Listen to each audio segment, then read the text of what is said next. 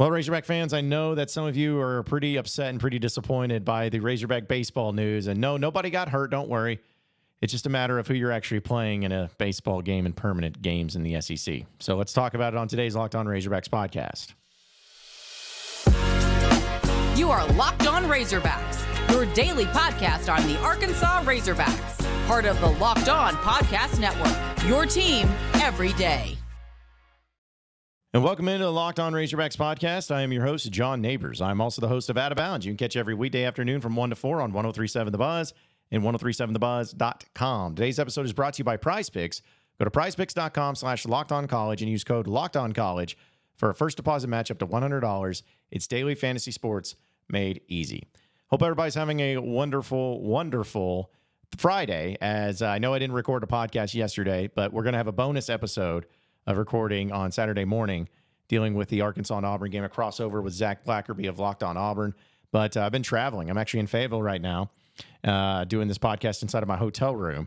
So, yeah, it's been a pretty crazy thing, and I'm glad everybody can just bear with me on this. But I did want to record this. This is going to be a short podcast, too, because there's a lot of things that we got to work through, but also want to make sure that get the plenty of information as I'm going to be having to leave here very soon and once again. But it came out officially that Arkansas baseball, now, why are we talking baseball? It's football season. Basketball's underway. Why are we talking that? Well, it's because it was officially announced of who Arkansas and every SEC team will be playing permanently as far as the permanent opponents they have in the SEC baseball schedule moving forward. And I think everybody was kind of feeling like this was going to happen, and especially because it expands to 16 teams. And so it's going to be like, okay, so who's going to get what? Well, it came out that Arkansas and each team got two permanent opponents that they'd be facing. And in this particular case, it was Ole Miss, okay, and Missouri. Okay. They announced it all on Thursday, and they'll still continue to play 10 three-game conference series each year. And it'll be an alternating series at home and away with the permanent opponents, and the other 13 teams will be played on a regular or a rotating basis. So, I mean, it makes sense on that front. And Arkansas playing Ole Miss makes sense to me. But when Missouri was put on the schedule, I'll admit my first reaction was just like rolling my eyes. Like, just, all right, again, it's what you're just going to have to do. It's always going to have to be about playing Ole Miss. And, you know, I hate to say it, but it's just like you just got to get used to it. Nobody wants to. I don't want to. But it's just the fact of the matter. You do it in football. That's your permanent opponent at the end of the season.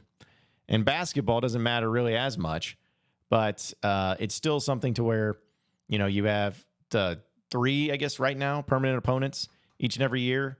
And right now it's LSU and A&M and Missouri for Arkansas. I still think that's going to change once Texas and Oklahoma join. They haven't announced what that schedule is going to look like just yet, which I'm kind of surprised by.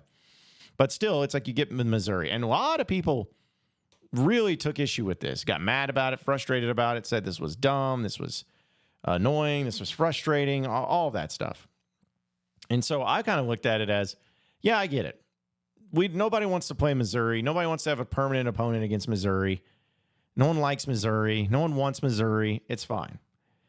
But the thing is that when it comes to the proximity of everything and kind of where it stands, that's really what they're going to go with. Because let's be honest, you're not going to get always the high-quality opponents. Even if you're a high-quality baseball team like Arkansas is, you're not going to get those high-quality opponents just the way that you want them every single time. Because there are other teams in the conference that have to be accounted for, and also you don't want to come off as showing any sort of favoritism towards any particular teams.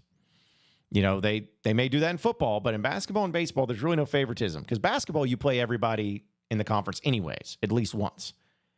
And in baseball, you play 10 SEC series.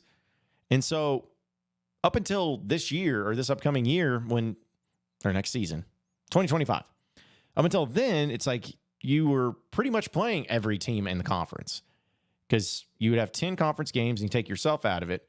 So you were playing 10 of the 13 possible opponents that you could be playing. And it made sense. And so now it's just changing. But it's like you look at some of the bigger matchups and what the other teams got in the conference. Like, for instance, Texas A&M got the toughest draw. And do you think that's because they got Texas and LSU? Biggest teams in the league, probably. Biggest brands. Do you think they did that because they're showing favoritism towards Texas A&M? Do you think they did that because, it's like, what, Texas A&M baseball is really good. We want it to be, we're going to give them the best. No, they didn't do that at all. Vanderbilt, who's considered to be one of the creme de la creme teams in the conference, they got Tennessee and Kentucky. They show any favoritism there? I don't think so. LSU got Mississippi State and Texas A&M. Is that favoritism towards LSU? Florida, another great program. What they get? They got Georgia and South Carolina. Is that favoritism? No. Point is that like you're not going to get the teams that you always want. And I look at it in a different light too, where I say, hey, you got a team in Missouri that honestly you will beat almost all the time.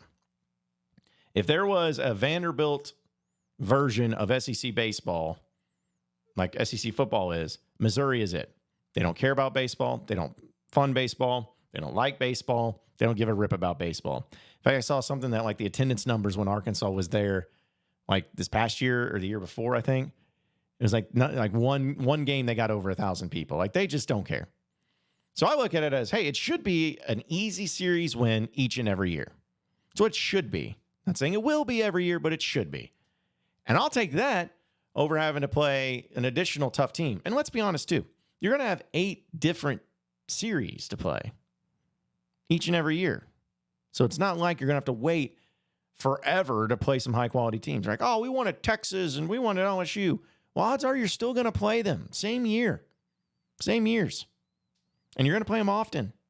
And that's okay.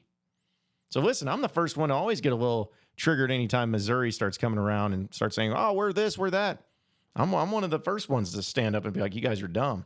But this is not something that I feel like we need to do. I don't think that we need to get to that approach. So anyways, just wanted to start that on.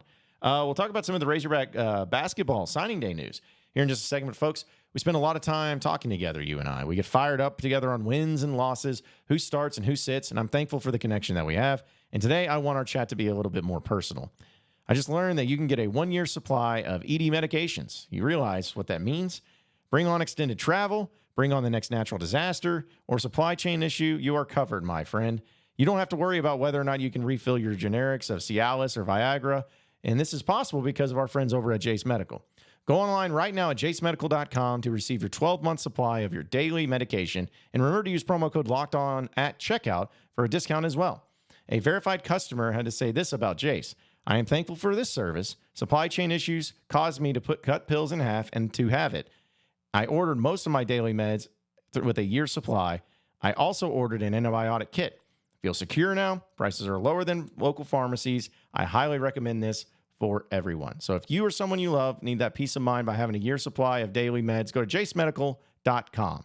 It's jacemedical.com, J-A-S-E medical.com to see if it's offered for you. Remember to use promo code LOCKEDON for $20 off your first purchase. You are Locked On Razorbacks, your daily podcast on the Arkansas Razorbacks, part of the Locked On Podcast Network, your team every day. All right, next segment here on the Locked On Razorbacks podcast. So we're going to talk a little bit more about Razorback basketball as they had a big signing day yesterday, and we're able to get 2 big-time players, and we'll start with the consensus 4-star of Jalen Shelley. Now, these aren't commitments. These are signees. These are guys that actually fully signed with the Razorbacks. And Jalen Shelley, 6'9", 185 pounds out of Link Academy in Branson, which, for those of you who remember, we got a lot of connections to that particular school in Branson, Missouri. He chose Arkansas over Ohio State, Texas, LSU, Houston, Colorado, Louisville, Marquette, Texas A&M, Iowa, Oklahoma State, Tennessee, among other programs. And he's actually the 14th 4-star prospect, or better to sign with Eric Musselman and his staff since arriving in Fayetteville. He's a big-time player, and to be 6'9", we always know length is important. But he averaged 18.3 points per game, as well as 6.2 rebounds and 3.5 assists for a junior. As a junior when he was playing down there in Texas. And he's the number 10 small forward in the nation, according to On3.com's general rating. So that's a big-time get. It's a big-time get for the Razorbacks and another big-time get for Eric Musselman. So, again, it's not really surprising to see that. And the other one was another great player, Isaiah Elohim. I think it's how you say Elohim. I'm going to get it sometime. I'm terrible with names, as you guys know. But they added him out of the recruiting class, and he was a 4-star player. And he's 6'5", 205 pounds out of Sierra Canyon in California. Now, he committed to Arkansas over offers from Kansas, Villanova, Southern Cal, Providence, Kentucky, Louisville, Texas, Oregon, UCLA, Washington, and several other programs. He averaged 15 points, 5 rebounds, and 3 assists as a junior. And he's the number 10 shooting guard in the country, as well as the number 41 prospect in the nation. He's a number 5 recruit in the state of California. Now, here's what's interesting about him.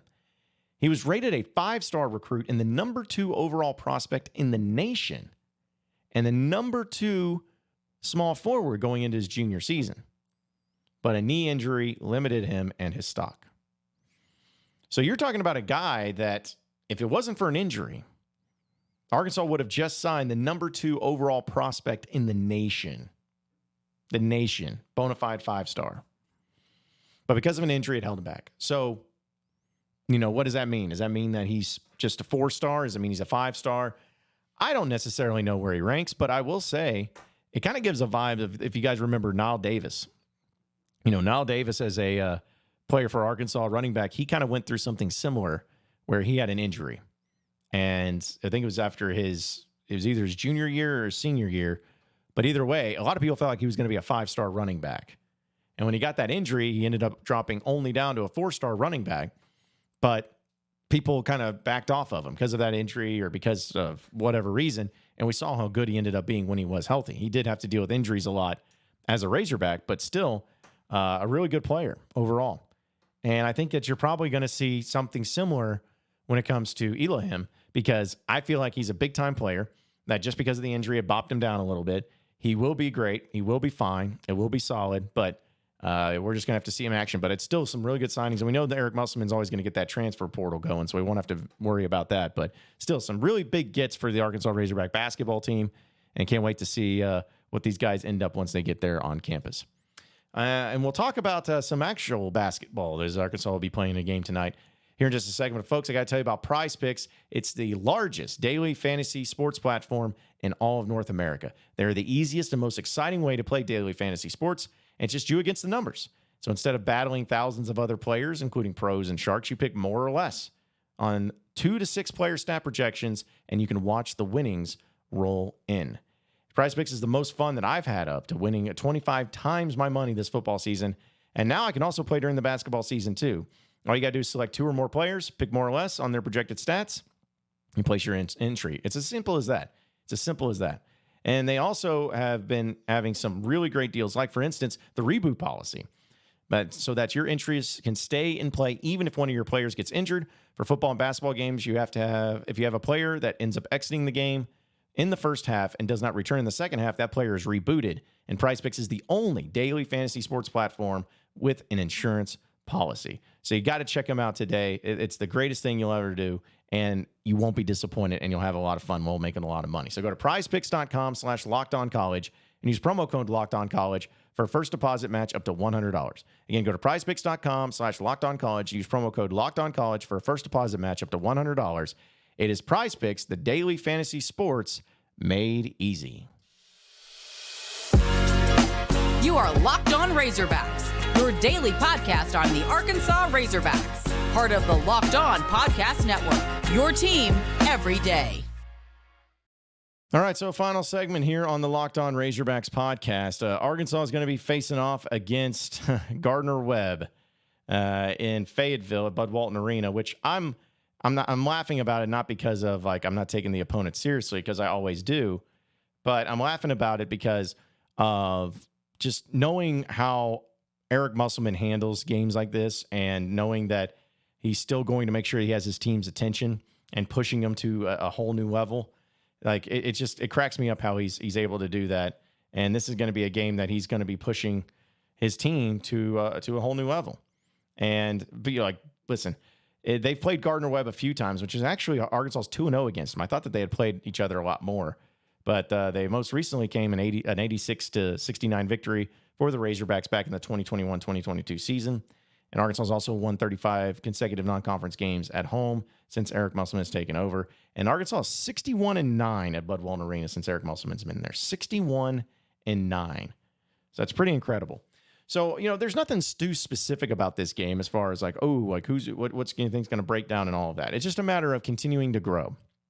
Can this team continue to grow? Can he continue to get better? Can they continue to showcase that they got athletes, they got dudes, they got everybody that they possibly need? Can they do that? I think they will. And something that I want to continue to see is what we're going to be interested to see is the rotations. Like, how is it going to be with Eric Musselman, with all these players? Are you going to see more of one player and the other compared to what we saw in the first game against Alcorn State? Is it going to switch up with the guard play? Is it going to go with more of the bigs? Like, how is he going to keep handling this, and what's it going to look like? That's what I'm going to be fascinated about. But I think Arkansas will win this game and win it going away. And honestly, I can't wait to see it. I'll be there in person, so come and say what's up if you see me around. But I'm looking forward to it. And honestly, I kind of want to see the offense continue to hit the three ball, which I know is, of course, everybody wants to see that. But I'm talking about from the perspective of Arkansas did pretty good in their first game. They did pretty good against Purdue, but continue to show that consistency. Continue to show that you can shoot the three ball very effectively, and also continue to get the rebounds. The rebounds are going to be vital. Those are going to be crucial. I want to see them to continue to get better at that as well. But it's going to be a great game. It's going to be a great weekend. And again, we'll have a breakdown of Arkansas and Auburn and a crossover podcast tomorrow. So don't be alarmed, because we're going to have some fun, and it's going to be me and Zach, which is always a good time too. But appreciate everybody listening in to Locked On Razorbacks podcast. Be sure to like and subscribe to the podcast on iTunes or on Google Play. You can also get after me on Twitter, BuzzJohnNabors, for any questions, comments, concerns that you may have. We'll keep it going from there. Same podcast time, same podcast channel tomorrow afternoon. Have a great day, everybody. We'll